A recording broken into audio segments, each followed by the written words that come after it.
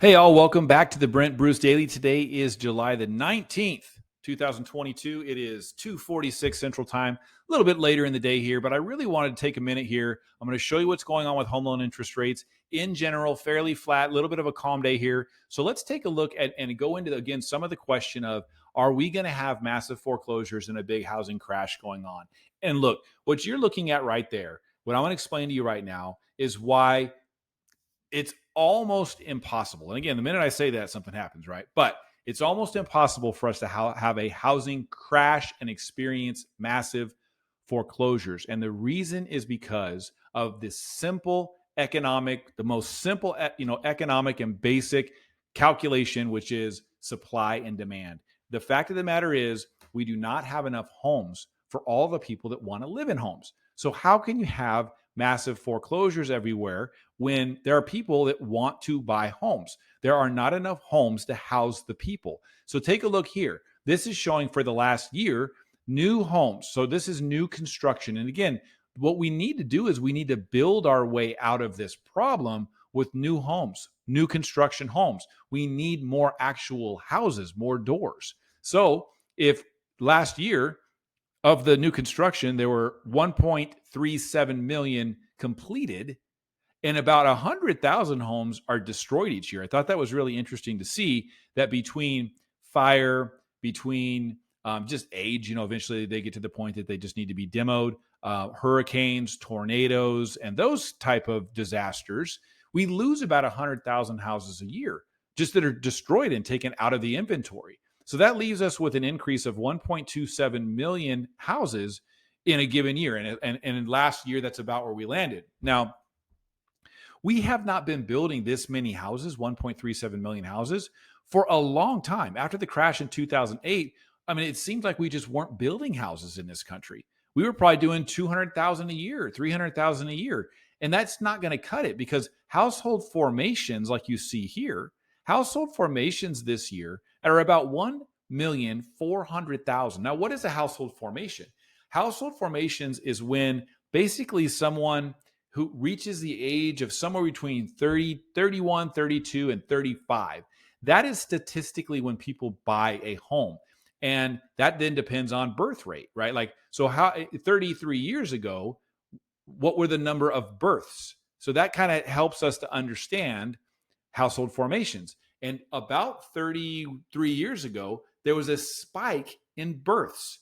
So there was a larger than usual amount of births, a larger than usual birth rate, while we just now, for the past 10 years, haven't been building houses. So we have two things going on. Lots of people being born, lots of households being formed, and not enough houses being constructed.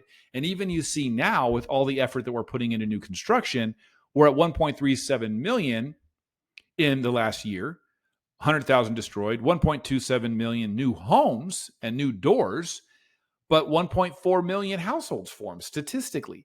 So we're 130,000 homes short just in the last year. So how are we going to catch up to that? We need to build a lot more houses, because household formations is just going to get more and more and more because of population growth, which is another number. So again, that's something that you need to pay attention to when it comes to what's going on with housing right now. In 2005, 2006, there were more houses built than there were people that wanted those houses. Okay, that was the balance was the other way. Too many homes, not enough buyers, because of speculative investing and massive construction. Now, we are not there. So we do not have the recipe for the disaster that we saw in 2005, 6, 7. We also don't have the home loans that were being written in 5, 6, 7, and in the few years before that really pulled the rug out from under so many people. So we just do not have a recipe for that. What we do have a recipe for is a correction. We have a recipe for the fact that we've been going up like a rocket ship, and things need to settle down a little bit. You can't have 20% increases to housing year after year after year. So again, let's also keep this in mind. When housing, let's say that the price of houses next year, a year from today, July of 2023, we're hearing on the news that home prices are down 20% from a year before. Okay? So a 20% reduction in home prices. What does that mean? that means that home prices are the same as they were in 2021.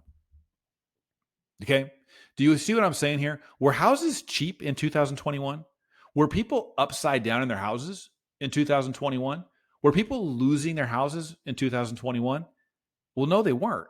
And the mortgage payment that they were paying in 2021 is probably, and I'm talking like 99% chance, the same payment that they were paying in 2021 because they have a fixed rate mortgage. They don't have an adjustable rate mortgage. So there is no recipe for the average homeowner that bought a house, let's say in 2021, to now not be able to make their housing payment. They would have to have like lost their job or something like that for that to occur. So remember, if we have a 20% reduction nationwide from where we are right now, what is going to have happened is we are going to have gone back to 2021.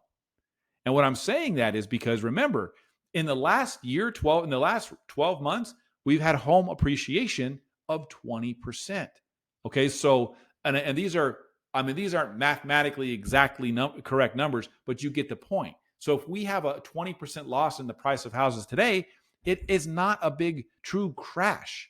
It's just that we're back to 2021, and we just have had too much of a ramp up. So keep that in mind as we're going out there, especially if you're a real estate agent. Try to communicate this information to your sellers. Try to get them to realize that they probably are not going to get the 20% increase that they thought they were going to get. Things have cooled a little bit, especially with interest rates. So where are we on the interest rates? Let's take a look. Jumping over. Now, you see that based on our charts here, we're just floating along. We're still along this line here. This is a 25-day moving average. We've been kind of going back and forth, trying to break north here and get up to these Fibonacci levels and 50-day moving averages. We really want to get back up over here because we were looking, here at Rancho Capital, we were able to look at about a 4.99 interest rate on a well-qualified 30-year fixed conventional mortgage. That sounds pretty nice to me. Isn't it funny how that sounds nice now? But when we've gotten to the fours before, we were so upset. So this is where we want to try to get to our next point, just above these two ceilings of resistance. And where are we right now? Yesterday, we were at a 5.375. So let's take a look here at the Brent Bruce Daily scenario. All right, pull this up. Again, this is a very well-qualified conventional home loan.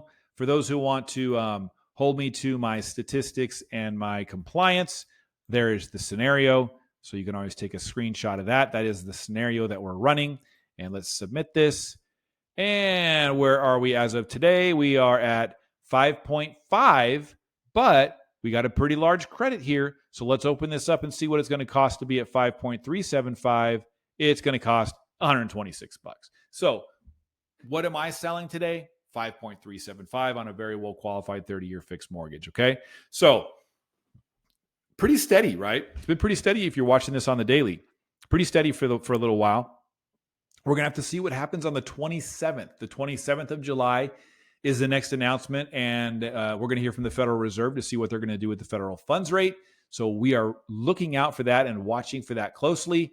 Make sure that you understand fully what it means as far as supply and demand, household formations, and the new construction starts and finishes to understand that we just don't have a recipe for disaster right now like we had back in 2005 and 2006. And I will make sure to update you again tomorrow. Have a great day.